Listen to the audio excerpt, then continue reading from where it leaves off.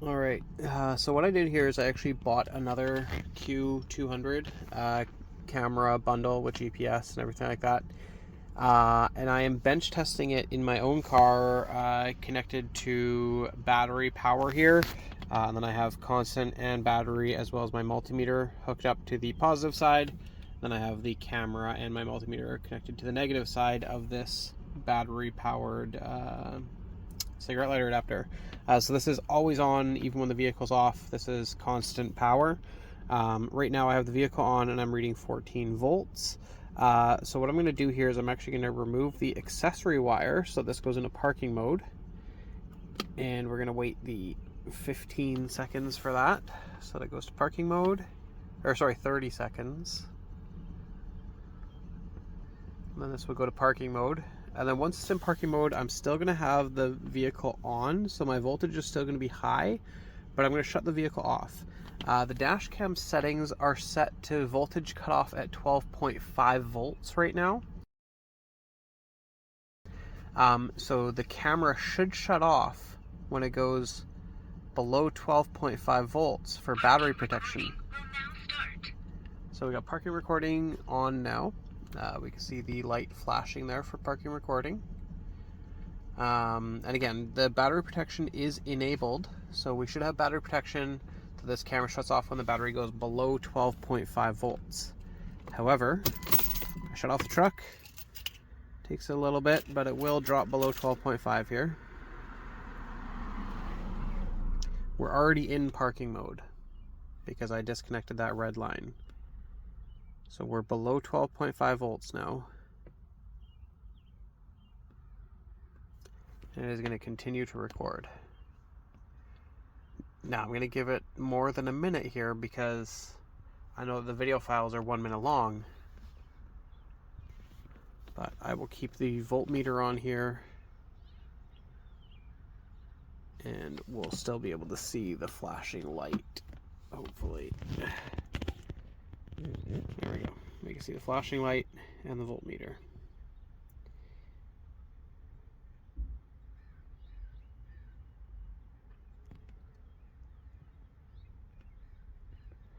So my battery's resting, and then it will rise again a little bit. It could fluctuate here, but it's averaging at the 12.2.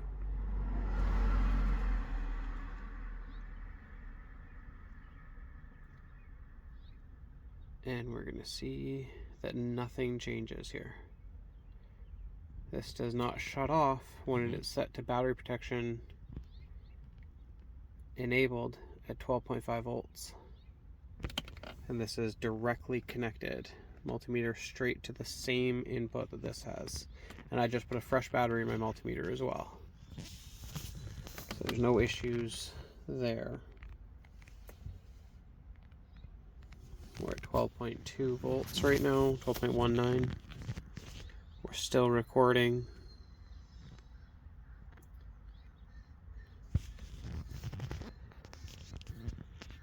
This might drop as low as 12.15 maybe.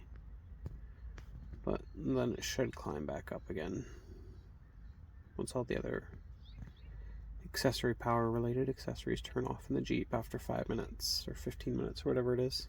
But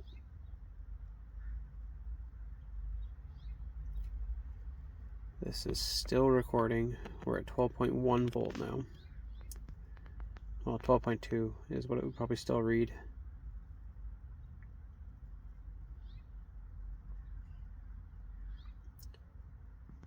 Yeah, dropping down 12.15.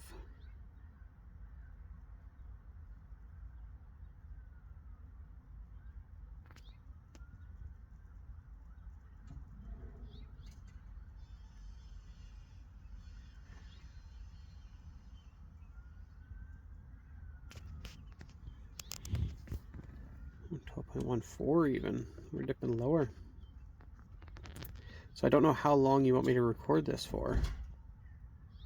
But the battery voltage cutoff is not cutting off on this brand new one that I just took out of the box as well. So I feel like this might be an actual issue with the software.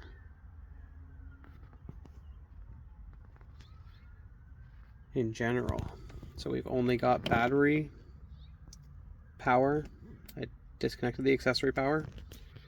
And we only have ground connected to constant power here.